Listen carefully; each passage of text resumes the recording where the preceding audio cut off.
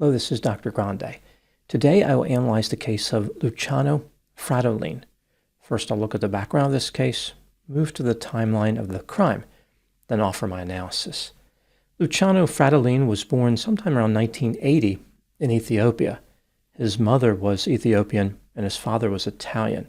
During his childhood, he spent time on a family coffee plantation in Ethiopia, as well as at his father's residence in Italy. When Luciano was 17, his father died. Luciano went to school in the United States and in London and engaged in a series of business ventures including architecture, real estate construction, mining, and the coffee trade. Luciano was described as an Ethiopian-born Italian businessman. Sometime around 2016, Luciano had a daughter named Melina Galanis Frattolin with a woman who lived in Montreal, Canada. He traveled between Ethiopia and Canada, but primarily lived in Ethiopia. In 2017, Luciano entered into a mining contract in Ethiopia under a company called Sakota Mining. A Chinese metallurgy company bought a stake in his company. The contract involved mining 840,000 tons of iron ore over a period of 10 years from 16 square kilometers in Ethiopia. Production was supposed to start in 2019. It's not clear if that happened or not. According to a friend of his who spoke to the media, Luciano was attacked in 2019 in Ethiopia and sustained permanent damage to one of his eyes.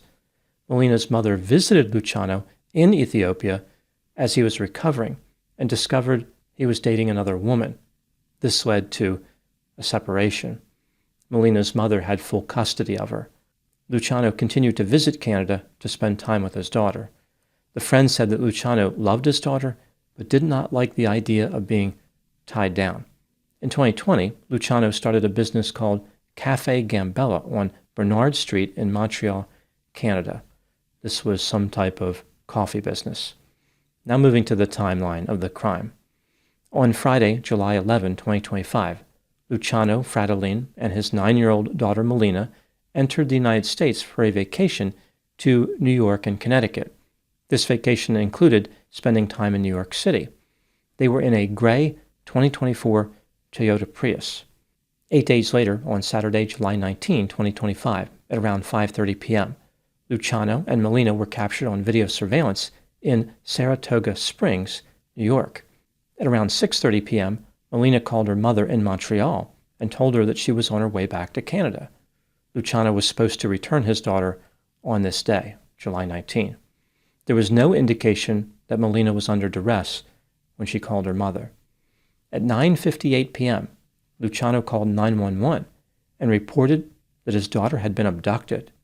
In the first version of his story that he supplied to the police, Luciano said that he was driving on Interstate 87 near Lake George when he decided that he needed to stop to urinate. He took exit 22, pulled into a parking lot near the exit, and walked into a wooded area to relieve himself. At around 9:40 p.m., he completed his mission, walked back toward the Toyota Prius, and realized his daughter was missing. He saw a white van speeding away and assumed his daughter was in it, like this was the kidnapper's vehicle. In a later version of his story, he observed 2 men kidnapping his daughter and driving away in a white van.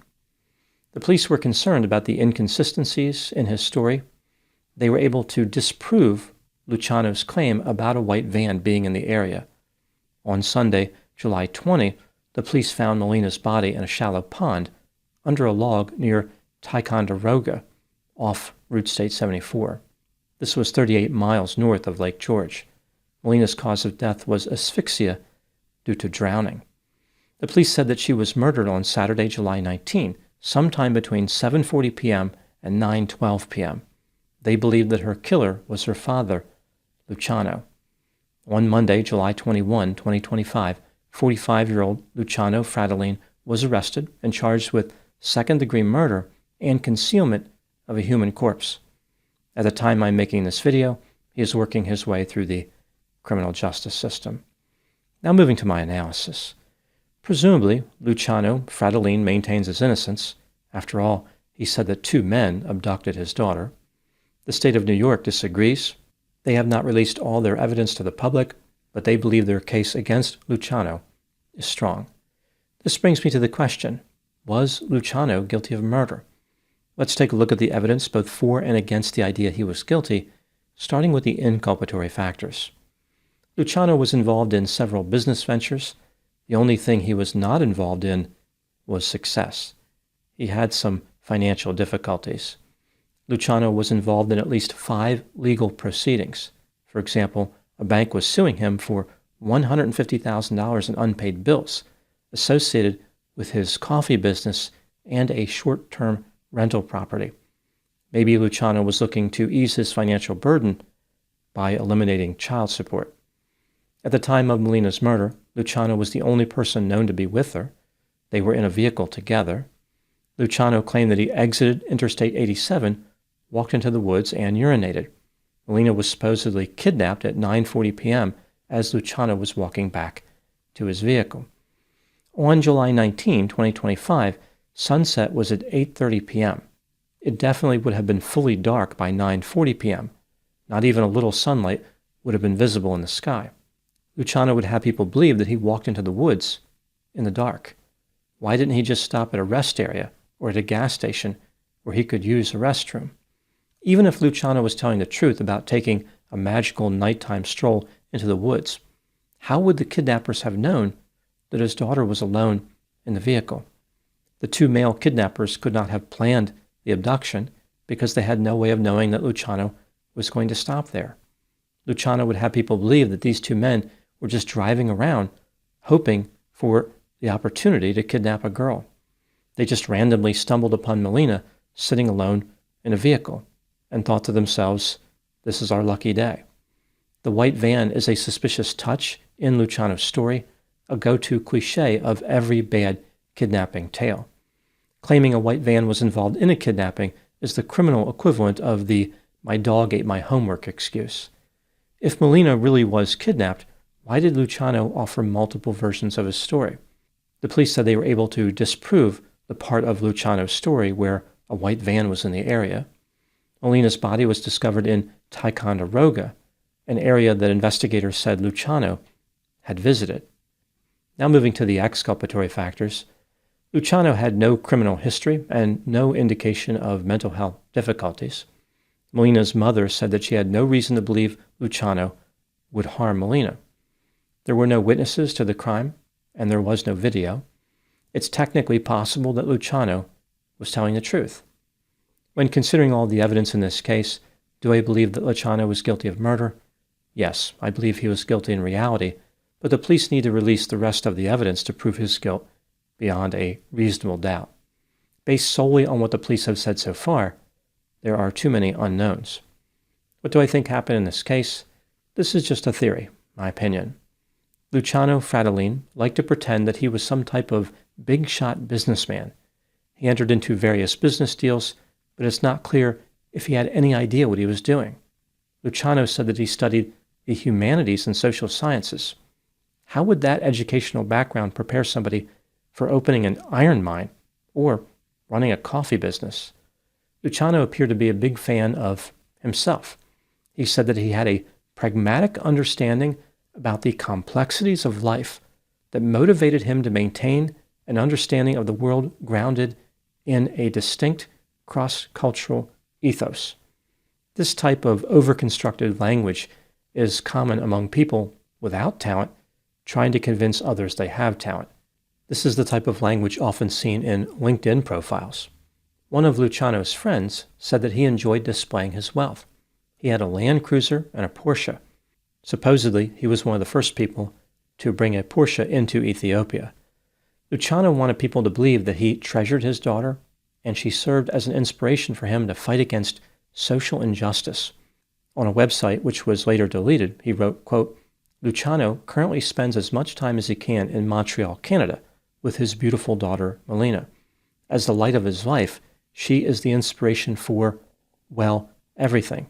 His pursuits for building a more equitable and just world are deeply guided by his determination that she will not have to endure the same social injustices that he encountered throughout his childhood. Seeing the world through her eyes has also helped Luciano look for creative ways to reinforce and empower Melina to know, feel, and understand her own unique individual beauty and intellect, while also teaching her to celebrate those same virtues inherent in the world's diversity." Unquote. Given that Luciano allegedly murdered Melina, it's hard to believe that he valued her in the way that he described. The method of homicide was particularly brutal. Presumably, Luciano held his daughter underwater. He watched her drown in front of him. Assuming that Luciano is actually guilty, the motive for this murder is a mystery. The nature of the crime does seem premeditated. If Luciano impulsively killed his daughter because he became angry or something, one would expect the homicidal method to be blunt force trauma or strangulation, not being drowned in a pond. I believe that Luciano planned this homicide in advance, maybe not far in advance, but it was premeditated. I find it curious that he allegedly carried out the murder right before he was supposed to drop Melina off. Was this something he was thinking about for the entire week? Like he was trying to work up the nerve to move forward with the homicide and only made his move right at the last moment. Maybe Luciano was trying to extricate himself from Canada completely after adopting a complex lifestyle. Traveling to Canada and paying child support in Canada made his life difficult financially. He was already facing serious money problems and was looking for a way to decrease his liability. Perhaps Luciano was ready to close that chapter of his life, which he did by ending Melina's life. In a case full of mystery, one thing is certain. At first glance, there were no obvious signs that Luciano was a killer. Just because he promoted himself as a jet-setting philosopher king does not mean he was at a high risk to commit homicide. Some tragedies are very difficult, if not impossible, to predict. Maybe this case was one of them. Those are my thoughts on the case of Luciano Frattolin. Thank you so much for watching. I'll talk to you soon.